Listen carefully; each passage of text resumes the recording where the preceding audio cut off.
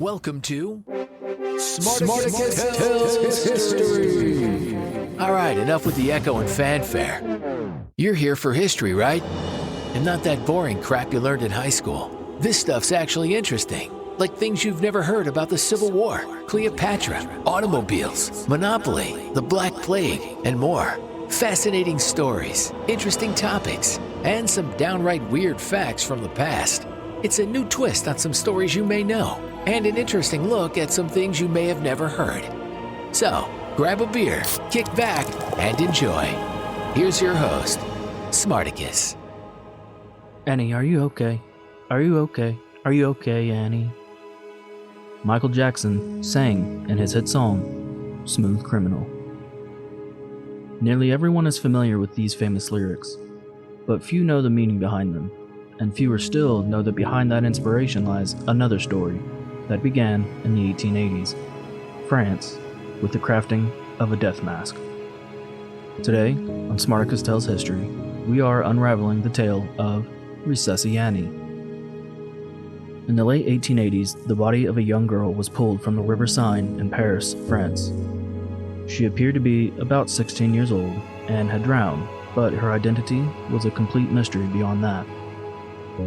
As was the custom at the time, her body was placed on display at the Paris mortuary in the hopes that someone would recognize and identify her. No one did, but the pathologist on duty grew so enamored with her face that he asked a molder to make a plaster cast, or death mask, of her face. It's easy to see why he wanted to preserve her likeness. L'inconnu de la Seine, or the unknown of the Seine, as she became regarded, was a delicate beauty with her softly closed eyes beneath a smooth brow. Her mouth just barely quirked up in the corners, a Mona Lisa smile, leaving any that had viewed her wondering what she was seeing that amused her so at the time of her death. Soon, reproductions of the mask could be found for sale outside of the miller's workshops on the left bank of the very river Inconnu had drowned in. Her face became a muse for artists, novelists, and poets. All were eager to create a backstory for the drowned beauty. Before long, nearly every fashionable drawing room in Europe was adorned with a mask of Inconnu on the wall.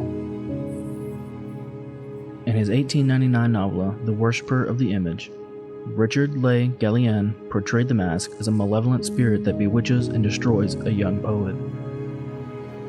Other writers portrayed Inconnu as an innocent who falls prey to the evils of the city and drowns herself, or as a jilted lover, left pregnant and alone. Death masks have existed in some variation for as long as recorded history. Ancient Egyptians completed the rite of mummification with the placement of a sculpted mask over the face of the deceased. The mask was believed to strengthen the spirit and guard the soul against evil forces on its journey to the afterworld. Roman elites had plaster casts of their likeness created while they were still alive to be used for display after death in the family's atrium as a sign of social and political power. Later, the practice shifted to being completed following death, and casts of the faces of royalty, military, and political leaders, and influential artists and scientists adorned libraries, museums, and universities. During the late 18th century, around the time Inconnu was discovered, scientists began using the mask to record and study human physiology and identify unknown bodies. The mask of Inconnu circulated through Europe for decades, but it was another drowning that cemented her countenance in medical history. In 1955, Asmund Lerdahl pulled his 2-year-old son, Tor, from the water, only to find him unresponsive and lifeless. He was able to clear the boy's airways in time to save him, implementing a crude version of early CPR. Lerdahl did not have a background in medicine. In fact, he produced children's toys. What had started as a small Norwegian publishing house specializing in greeting cards and children's books had grown to include some of the very first toys ever made with soft plastics. Lerdahl made a fortune creating realistic play dolls and toy cars, but his connection to CPR became full circle when Peter Safer, an Austrian physician, approached him. Along with American doctor James Elam, the latter had just perfected the revolutionary CPR technique in 1958. Safer was looking for someone who could manufacture dolls on which people could practice the cardiopulmonary resuscitations, and Leardahl's experience with plastics made for the perfect partnership. Leardahl decided to make the doll female to seem less threatening to trainees. He also thought that male students would be less than thrilled to pucker up to another man. He knew the mannequin needed a natural appearance, one that resembled a real person but was not frightening or gruesome. During a brainstorming session, Leardahl recalled a mask that had hung on the wall of his grandparents' house. A sweet, delicate face that would make the perfect CPR mannequin. Le Incanu de la Seine. Leardahl added the likeness of Incanu to his doll and used the name of his already best-selling toy as her moniker. Resusci Annie was born. The first Resusci Annie dolls were simple but effective. The body consisted of a spring metal hoop to simulate the ribs and served as a foundation for the chest upon which compressions could be practiced. Attached was a plastic lung and a simulated anterior thorax, or breastplate. The neck had embedded rubber bladders which the instructor could use to produce a carotid pulse with a handheld bulb. The remainder of the doll was essentially a plastic balloon that could be inflated for each class with a foot pump. Above the neck, which could be extended to open the airway, was the face of Incanu, with lips gently parted to force air between. Her head was topped with blonde hair. The instructor could measure participant success with gauges showing pressure within the lungs. The doll could be cleaned, deflated, folded, and stored in a box between each class. Leardahl visited the American Red Cross and Safer at Baltimore City Hospital in 1959 to introduce them to Resusci Annie. The group was thrilled and provided Leardahl with valuable feedback that allowed him to have the doll recognized in 1960 as a CPR training mannequin.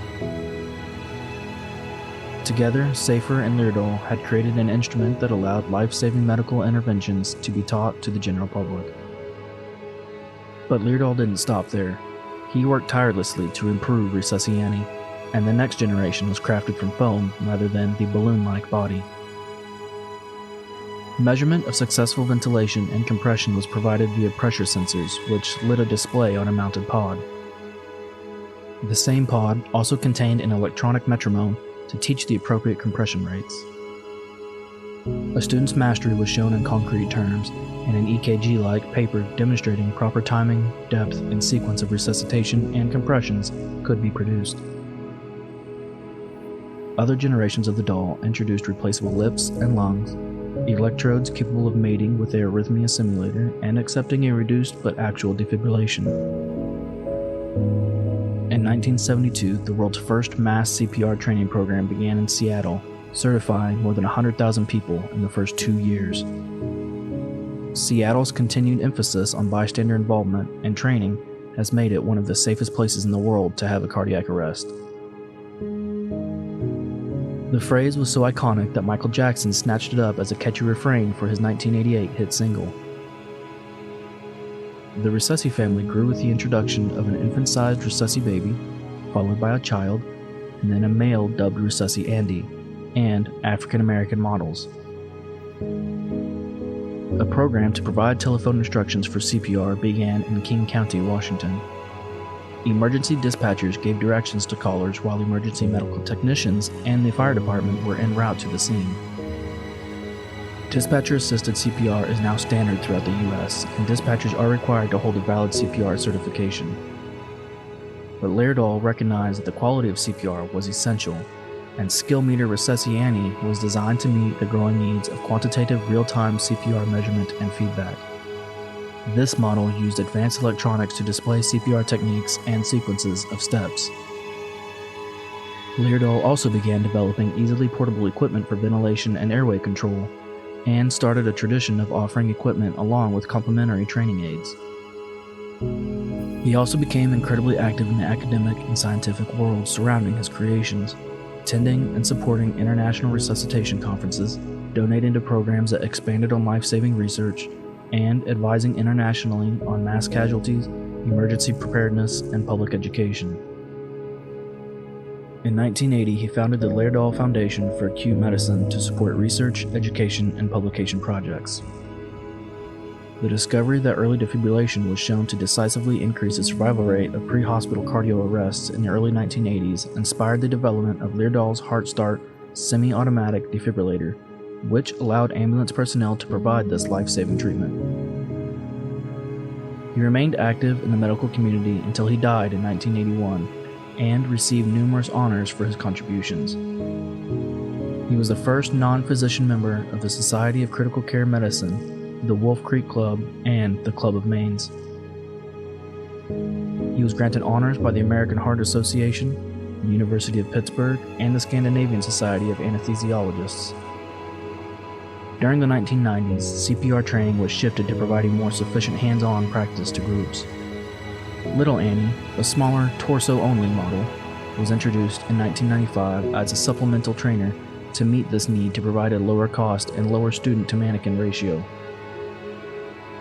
Resusci Annie Skill Guide with basic CPR feedback was also released in the 1990s, allowing extensive simulated AED training. The 2010 AHA guidelines reinforced the importance of high-quality CPR and brought significant changes to recommended compression rate and depth. In response, Resusci Annie QCPR was released to improve feedback capabilities and mannequin modularity. The new models can be used with the SimPad platform to provide more sophisticated CPR debriefing and data analysis. Today, Resusci Annie features even more upgrades. The latest enhancements include Bluetooth, a rechargeable battery, and compatibility with the best instructor and learner apps to ensure quality CPR training is attainable for everyone. The data collected from Resusci Annie is helping to guide future improvements in training. Tor Lordell, the infant once saved by an early form of CPR, is now the executive director of the Leerdal Foundation for Acute Medicine and continues to improve upon and share his father's work. It is estimated that Resusci Annie has been used to train more than 500 million people worldwide and has helped save about 2.5 million lives. The real identity of L'Inconnu de la Seine that gave Resusci Annie her face has never been confirmed, but continues to inspire and intrigue. Oxford-based artist John Goto constructed an account of defective work and a trail of clues leading to the discovery of a turn-of-the-century carte de visite calling card in a Buenos Aires junk shop. This showed Inconnu's identity as a Hungarian actress named Iwa Laszlo, who was murdered by her lover, Louis Argon. Goto posted his story and evidence online.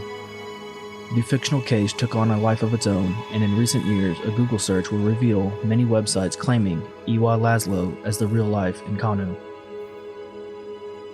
Whatever her true name and story, the world owes the young woman in the sign a debt of gratitude. Her face has helped save millions of lives, inspired dozens of creators, and served as a compelling mystery for over a century. If you are interested in helping our podcast grow, please consider donating to the show at Smarticus Tells History, LLC on PayPal. And if you're interested in starting your own podcast, you can do so with ease on Buzzsprout. Check the links in the show notes to get started today. Thanks for listening to Smarticus Tells History. If you enjoyed this episode, don't forget to rate and review and make sure to subscribe. And be sure to follow the show at facebook.com/Smarticus Tells History. Or just click the link in the show description. Thanks again for listening. See you next time.